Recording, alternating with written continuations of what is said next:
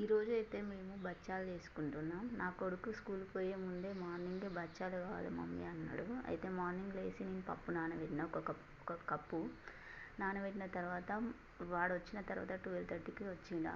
Half day schools కదా, వాడిని తీసుకొచ్చిన తర్వాత నేను మళ్ళీ స్టార్ట్ చేశాను. మైదా పిండితోనే చెయ్యి మమ్మీ అని అన్నాడు. సరే నేను ఎప్పుడు చేయను కదా అని మైదా పిండి అయితే ఒక కప్పు తీసుకున్నాను.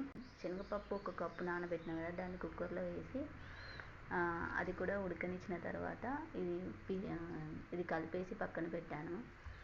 మైదా పిండి ఏంటంటే కొంచెం మెత్తగా కలుపుకోవాలి, లూజ్గా కలుపుకొని ఆయిల్ ఒక స్పూన్ 2 స్పూన్లు వేసుకొని పక్కన నాననిస్తే మాత్రం అది మనకు మంచిగా భక్షాలు అనేది రెడీ అవుతాయి అన్నమాట.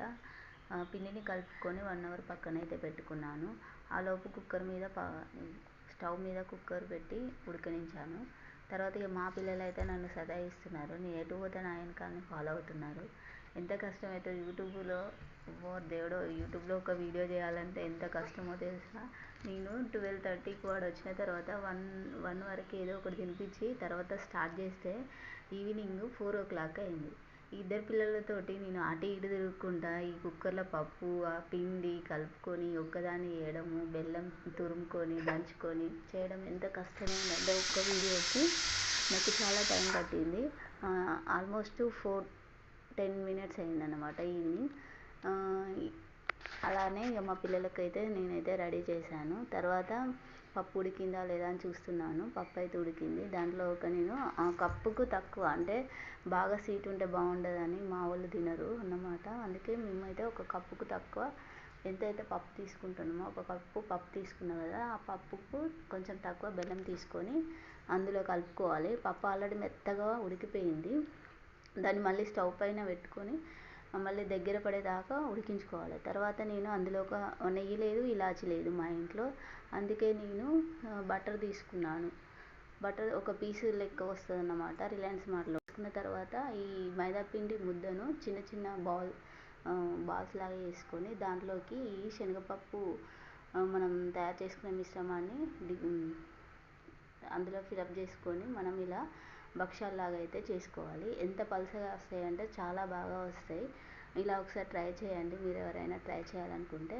ఆల్మోస్ట్ మాకైతే 10 అయితే అయినాయి భక్షాలు. 10 చేసినాను. 2 days వస్తాయి అన్నమాట మాకు. మా పిల్లలైతే ఒక చెరొకటి 2 అయితే మాకు 2 days అయితే అవుతాయి. అందుకే నేను భక్షాలు చేశాను వాని కోసం. వాడైతే ఈవినింగ్ తిన్నాడు. తర్వాత మళ్ళీ ఆకలి అయితే లేదని వాడితోటి నేనే మళ్ళీ చారు పప్పు చేసి మళ్ళీ నైట్ తినిపించి పడుకోబెట్టాను. ఇదే నా డైలీ వర్క్ అన్నమాట.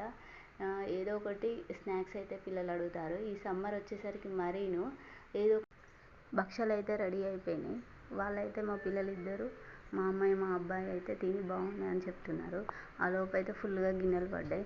ఎవరైనా ఉంటే బాగుండే హెల్ప్ కానీ తోమడానికి అనుకుంటా. బట్ ఎవరు ఉండరు. నేను ఒక్కదాన్ని చేసుకోవాల్సిందే. లాస్ట్కు మొత్తం చేసి పని అంతా అయిపోయిన తర్వాత అప్పుడు నేను తిన్నాను అన్నమాట.